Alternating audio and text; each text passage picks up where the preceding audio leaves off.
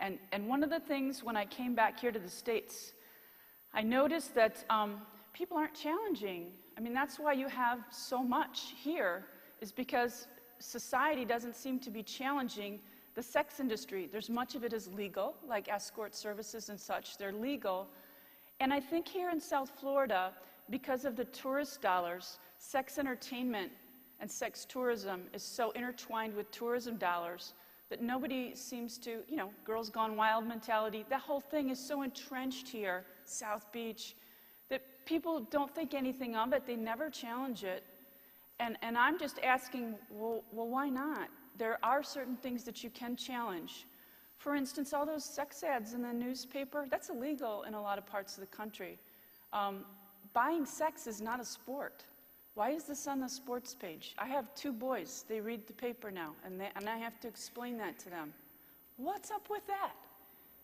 You know, a lot of that stuff has its links to trafficking. What the undercover cops here tell me is they just use the back of those magazines like New Times and those things that are advertised in the newspaper. And there's a percentage, not a large percentage, but there's a percentage of trafficked victims within that. And that's what they can legally go after. People who have willfully gone into that business, they can't because of our laws. But you can change those laws. People did it for smoking.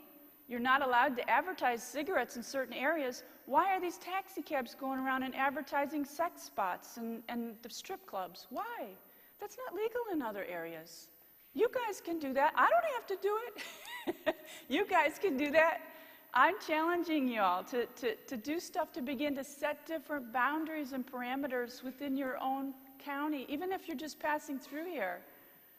There are things you can do to begin to just set up a little bit more of a boundary. And one last thing I'd like to tell you as an example is we had a so-called gentleman's club in our neighborhood. And again, I was mentioning to you, I have 2 young boys, and they can read. And especially when one was starting to read, unfortunately, we're at a red light. He's reading the signs, and the signs get worse and worse, describing what's happening in that club. And then I have to explain it to him. I don't want to have to explain it to him.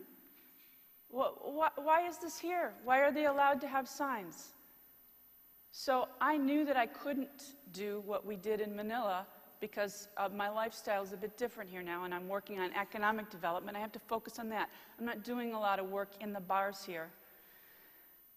What we would have done in Manila is we would have protested. We would have walked and prayed. We would have anointed the door with oil when they weren't looking. We would have done these things and helped to shut down that business and shut it down. So knowing I couldn't do that, I remembered back to when I was in seminary, and a professor challenged us, and actually it was an assignment, regarding blessing and cursing in the Bible. And he wanted us to practice up on it. We had to actually write it down. You couldn't just say that you did it. You had to write it down every single day, blessing someone. Say you were in the bus, you were in the train, you were next to someone in traffic. If God gave you something to pray for that person for, you were to bless them. And then write it down. You may never ever see the results, but he wanted us to start this practice. Cursing, not to curse people and individuals, but to curse the systems that create evil and injustice. And then, so we did that. And so this is what I did with this bar at the corner near where I live. When I would get in traffic and at the red light, I'd hold my hand out in Jesus' name, and I would pray that that establishment be cursed. Just shut it down. Because it kept changing hands and getting worse and worse. But then I knew I didn't have the chance to get to those people, to share Christ with them, or to befriend them, or to show them God's love. So what's going to happen when it shuts down? I know from previous experience, it scatters. It just goes to the next bar. You don't want that to happen. So I prayed a blessing for the people, that when that bar shut down, that all those people would say, whether they were the men that went in there, whether that was the bar owners, or whether it was the women who were selling themselves, they would say to themselves, that's it. That's the last straw. Now I'm going to change. Because see, everyone's always saying, well, when I make enough money, I'll leave, or when this happens, or when that happens, I'll leave. And they never do. It just kind of spirals down. So that's what I prayed, because I knew that I needed to be responsible, and that was the best I could do. It didn't take long, folks. That place, big yellow signs all over it, condemned, shut down. They're going to have to bulldoze it. That was just me driving by and going like that. I know the power of God is real. Anyone can do this. This is a non-threatening thing. You're sitting in your car. You don't have to get out. You don't have to go protest. You don't have to put yourself at risk as far as actually interacting with someone one-on-one.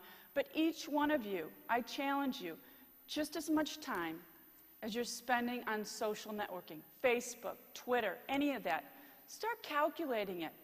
I mean, I spend a lot of time on it. Am I spending just as much time in, excuse me, but destructive prayer? You know, prayer that's going to do some damage, prayer that's going to change things. Seriously.